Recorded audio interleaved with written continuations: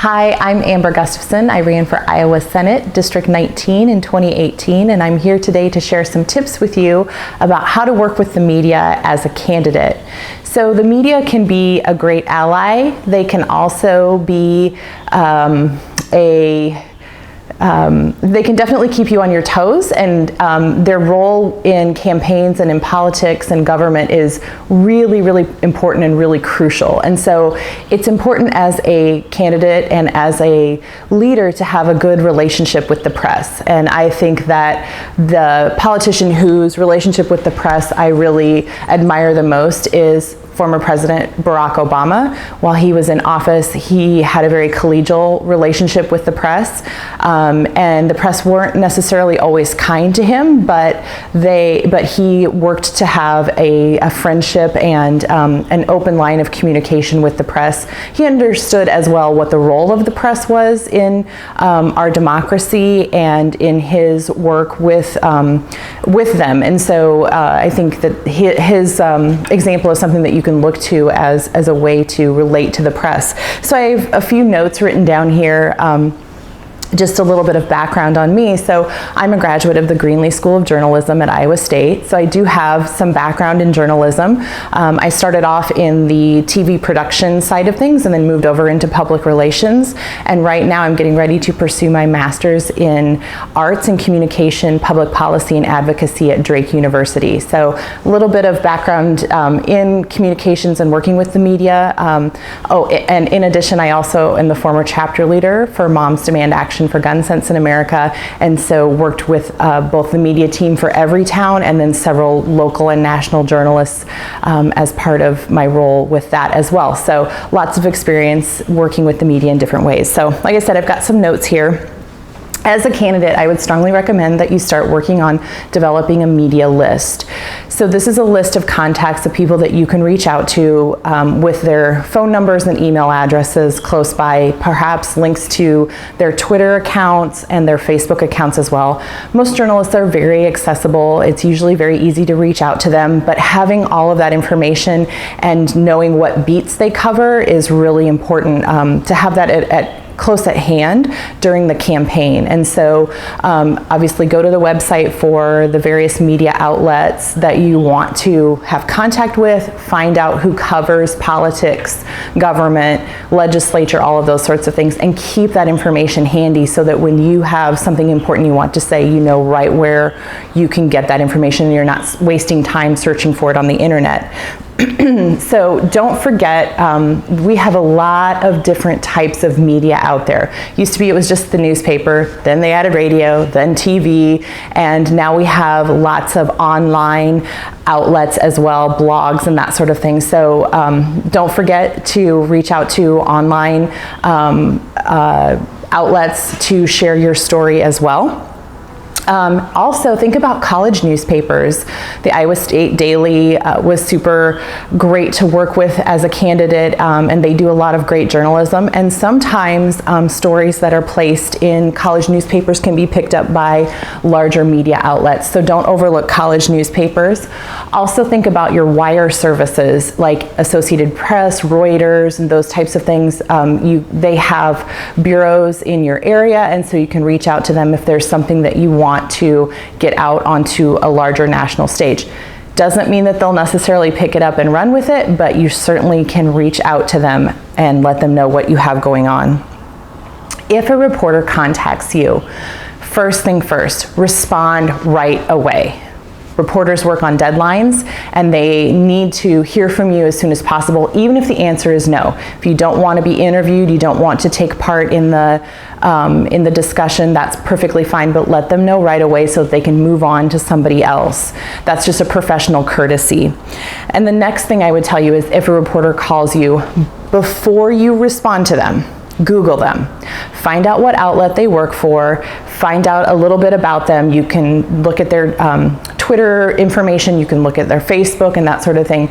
Get an idea of who this person is. And the reason why that's really important is I have a friend who is a candidate who was reached out to by a statewide magazine and was asked if she would sit down for an interview. She agreed. because she was a new candidate, she didn't know that much about researching reporters. And so she sat down and conducted this interview, and it turned out that the person that was interviewing her was for an atheist newspaper. Now, this person would consider herself to be in the atheist and agnostic community. However, she was running in a very, very conservative district, and so she did not want to be putting her foot forward as primarily a person who, as a person of no faith. And so she felt very embarrassed by that and learned a good lesson about making sure that she researched the people that were going to be interviewing her and the outlets that were going to be running the story. It's really important to understand the difference between on the record, off the record, speaking on background, and being an anonymous source. So this may or may not come up as a candidate, but I think it is really important as you work with the media to understand that anything that you say to a reporter is publishable unless you specifically say this is off the record, or I want to speak on background, or be an anonymous source. So understand the differences between those. So for example, on the record means that you can be directly quoted. Off the record means that you're sharing information with a reporter and you have an expectation that they will not publish it, will not share it, will not disseminate it, and will not use it for future stories. Speaking on background means that you're giving a reporter information that they can build off of to create a story. They can pursue and research the information that you've given them. And speaking as an anonymous source, this is very, very rare. Again, as a candidate, I don't know how or why you would ever use this as an option, but that means that you can be directly quoted as an anonymous source. Most reporters do not like to work with anonymous sources, but some will, and it's just kind of on a case-by-case basis. Most important thing to remember, anything that you say to a reporter can be repeated. Also, be aware of things like hot mics and trackers that can be in your presence. Don't ever say anything in the vicinity of a microphone that you wouldn't want your grandma to hear. And I've met some crazy grandmas, so maybe some grandmas are tolerant of more things, but maybe it's what you wouldn't want your pastor to hear, maybe. So just make sure that if there's a microphone or news press anywhere in the vicinity, that you keep your words sweet and simple and straightforward, and save dirty jokes or off-color comments or things like that for in the car on the drive home. Familiarize yourself with how to write a strong press release. There's lots and lots of resources online. There are some real specific particulars about how to write a press release, what information to include that in a press release. I'm not going to go into those details here because there's ample resources online, but just make sure that your press release follows a specific format. If you don't feel like a strong writer, see if you can find someone to help you write a story or to write a press release to get out into the public.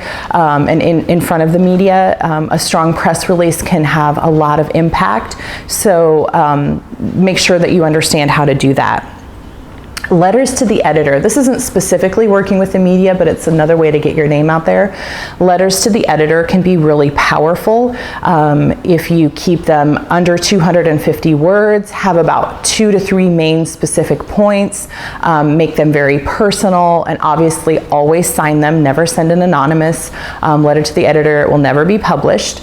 And I think the most important key is never send a letter to the editor to more than one newspaper.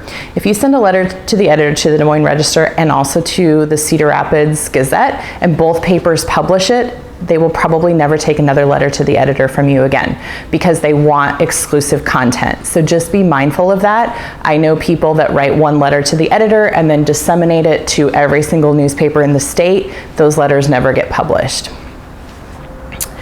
So as far as speaking on camera or on the record with the media, a few important keys.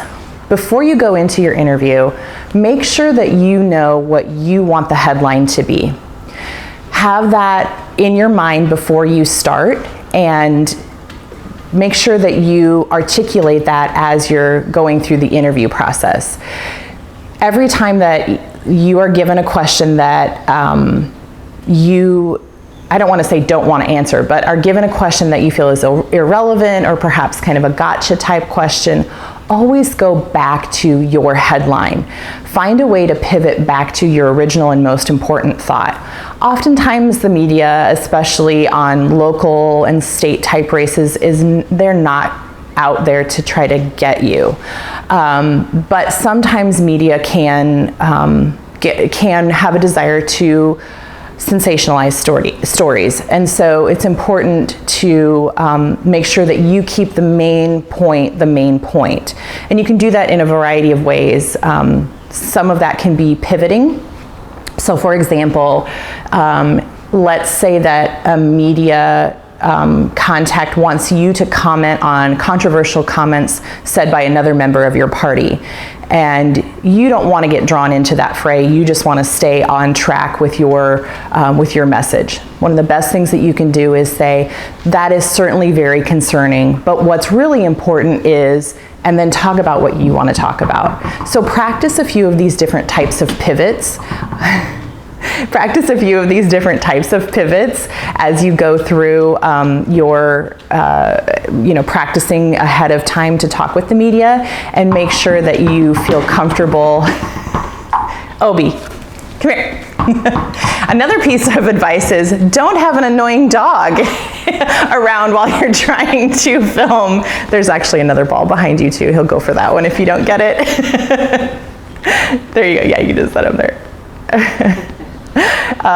So eliminate distracting background noises if you can. Oftentimes that's the reporter's job, so no problem.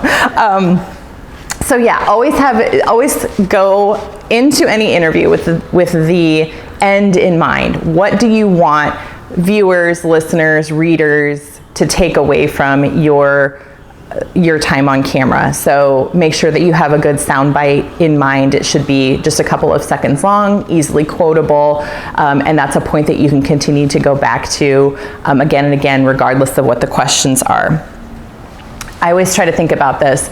It's very easy for me. I have an 8th grader, but newspapers, TV, radio, that sort of thing, they try to write or communicate in a way that an 8th grader can understand. So like I said, I have an 8th grader, so I always try to think about what they would comprehend, and so that's a great way to frame your argument or to talk about the things that you care about, is to think, how would I explain this to an 8-year-old, or not an 8-year-old, an 8th grader? Well, you can go 8-year-old if you want to. That works as well.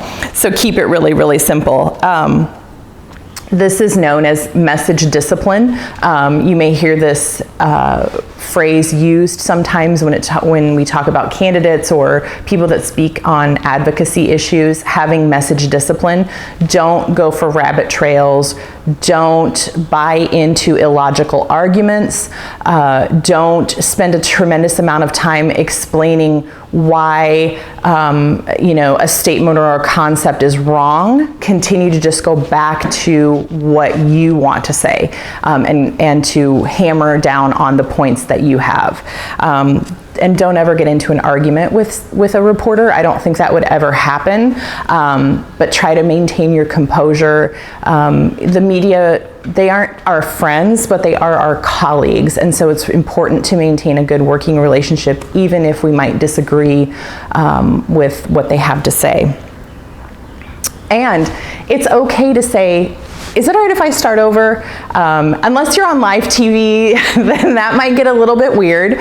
It would be pretty rare as a candidate to be interviewed on live TV. The majority of the time you're going to be interviewed over the phone, perhaps in person for a recorded type of interview. They should tell you at the outset, especially if you're somebody that doesn't have a lot of media experience, it's okay to say, can I start over, or pause for a second, or anything like that. But in case they don't, I'm giving you full permission right now to just say, hey, can I start over? Can we pause for a second? That's perfectly okay. I don't want you to ever feel like you just have to keep going, or that you can't correct mistakes. You absolutely can. And the last thing I would say is, don't be afraid to respond to the media if you feel as though there's something negative, unfair, or inaccurate said about you. if you have given an interview and you feel like an article is very slanted or you're misquoted or anything like that, do reach out to the media and let them know that there was an error, or that you were misquoted, or that that you feel as though an article was unfair. They may not listen to you, they may not make any changes unless there's a genuine factual error. Then they should definitely do a retraction, but they will listen to you, and you will and at least you will have your voice heard. But keep it very professional. Stick to kind of the rules of journalism. Point out if they've used biased language or different things like that, and just make sure that again, that you keep it very professional and keep emotion out of it. Just point to things that they could do better for next time. There was one more thing that I was going to say, and now I forgot. Sometimes when you're being interviewed, your mind will wander and you'll forget what you're talking about. That's okay. That's where that "can I start over" piece comes in. But ultimately, working with the media can be a lot of fun. Oh, I know what I was going to say. In Iowa, we have a lot of, and this is probably the case other places too, I'm really mostly familiar with Iowa media, we have a lot of younger reporters. Iowa is a place where a lot of journalists kind of come to get their feet wet, and then oftentimes move on to bigger markets. And so be patient. Understand that you may be working with a journalist that is very enthusiastic, that feels like they're chasing a big story, or is maybe a little bit inexperienced. Just because a person works for a journalistic outlet doesn't mean that they necessarily have journalistic training or that they went to a J school. They could have been an English major, or there's no necessary requirement that you have to have a journalism degree to become a reporter or to work for a journalism outlet. So they might be just as inexperienced as you are. So again, if you feel as though there was something that was said in error or something unfactual or something like that, be sure to reach out and let them know, because that helps them to grow as a reporter, and that helps to make sure that you're getting your message out there as well. So, long story short, the media they're not our friends, but they're also not our enemies, and they're our colleagues, and so they're here to do a very, very important job. So respect them and they will respect you. Find ways to work together, keep your message clear and to the point, and you'll do great.